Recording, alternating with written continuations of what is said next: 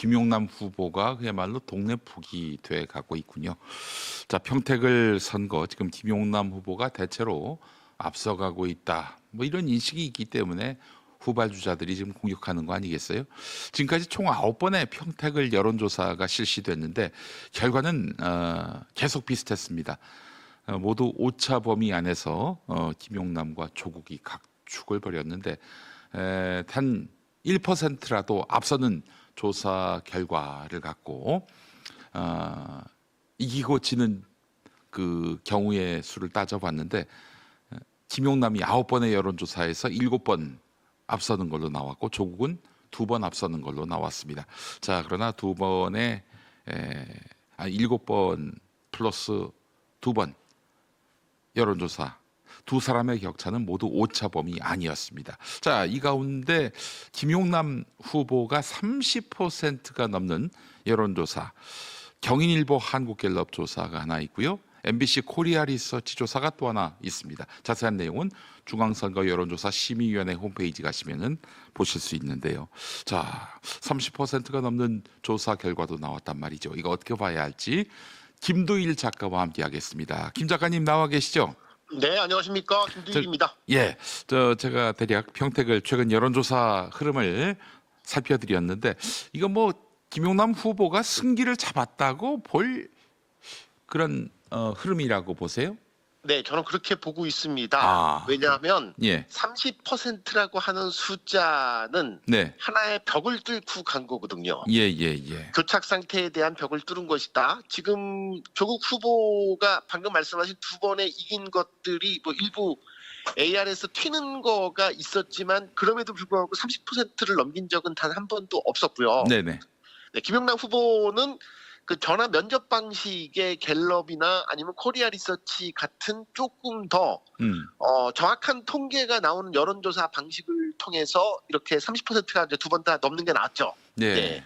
여론조사 자체는 지금의 전문가들 말에 따르면은 ARS 같은 경우에는 이제 정치 고관여층들이 적극적으로 응답하고 전화 면접 같은 경우에는 저관여층까지도 응답하는 거기 때문에 현재 국면에서는 이런 전화 면접 조사가 더 유효할 수 있다라고들 하더라고요. 네. 맞습니다. 예, 네. 그 ARS의 경우 또 어떤 문제를 제기할 수 있냐면 네. 가령 어저께 그 조선일보에서 발표한 통계 같은 경우는 그 30대에서 조국 후보가 41% 월등한 1등을 하는 통계가 나왔어요. 30대에서?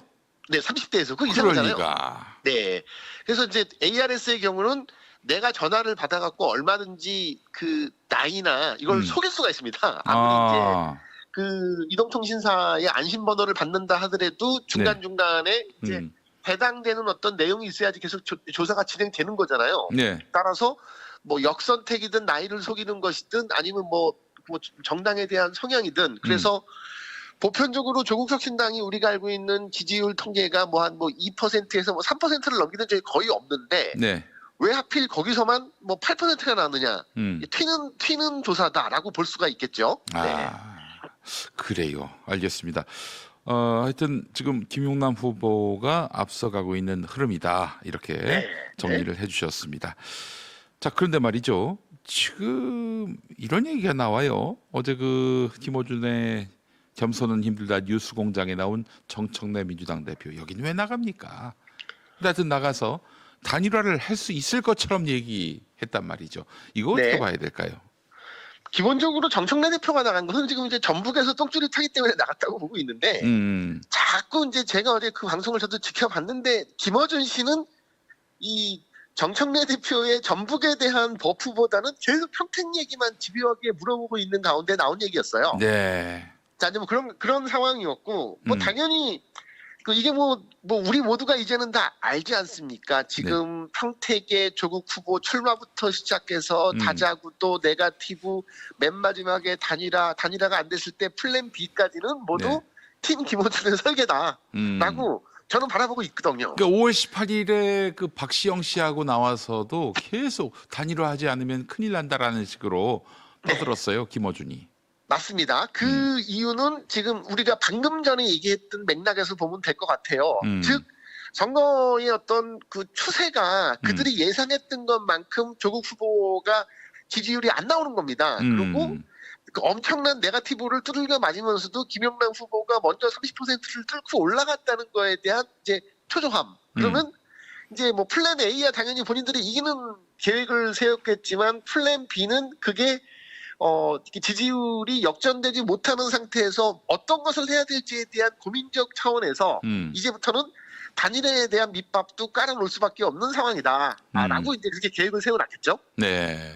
아니 그들이 하자는 단일화는 조국으로의 단일화 아니겠습니까?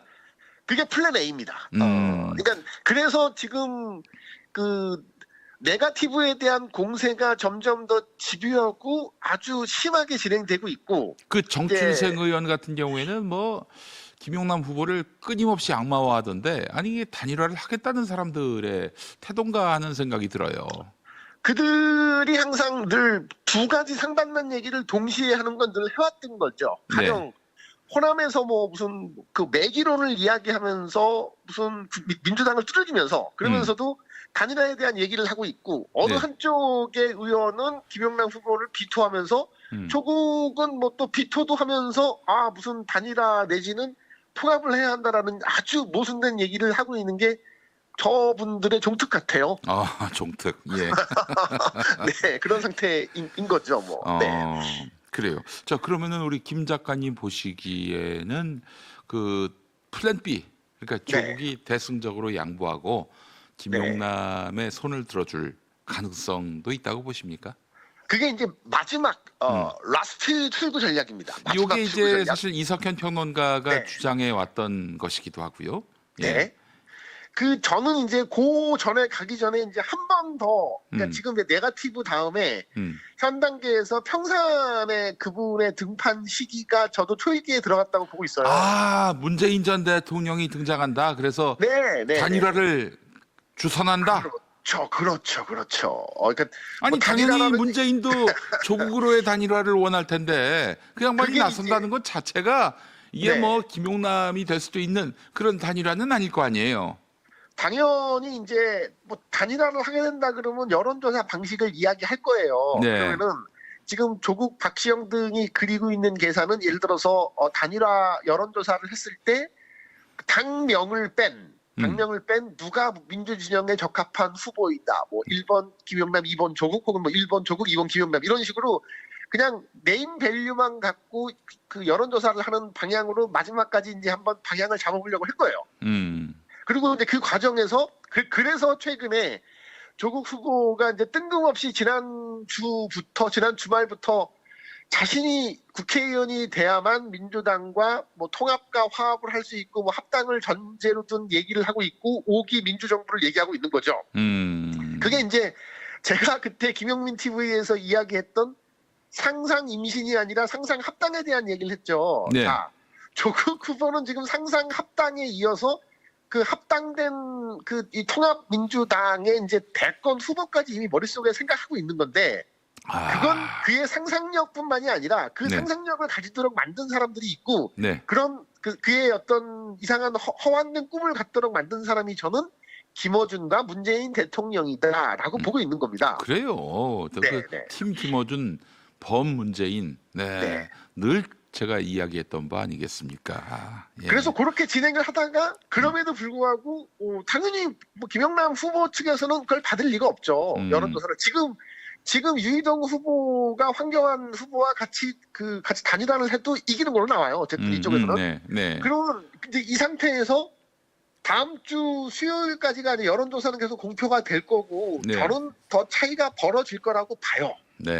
자, 그러면 이제 뭐 결국은 마지막 단계에서 뭐 이제 이 엑시트 플랜으로 대승적 차원의 양보, 뭐 합당과 통합을 위해 내가 양보한다라는 것도 이석훈 평론가가 얘기했던 그 시나리오도 배제할 수 없는데 아마 그러기는 또 너무 깔려 있는 식구들과 이해관계가 많아서 쉽지는 않아 보이지만 그게 어쨌든 마지막 플랜이다. 네, 그래요. 이제 조국으로의 단일화를 위해서 문재인, 김어준이 이 풀 파워를 보여줄 시점이 왔다.